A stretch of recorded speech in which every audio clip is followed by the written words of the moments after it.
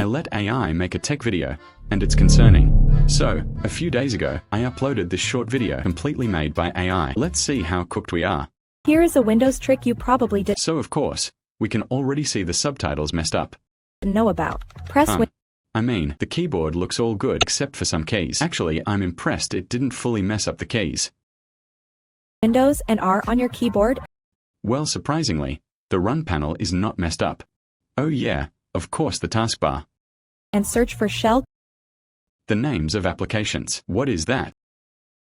apps folder. This will show you all the apps installed on your computer. Uninstall the apps that you never use to save some space. Here is a window. And the video ends at the 12-second mark. I mean, I am surprised AI made this video. It's a short video, but I can just update the subtitles and tweak some parts of the video. And boom, no one would be able to tell that AI made this. By the way, tell me your opinion in the comments and see you in the next one.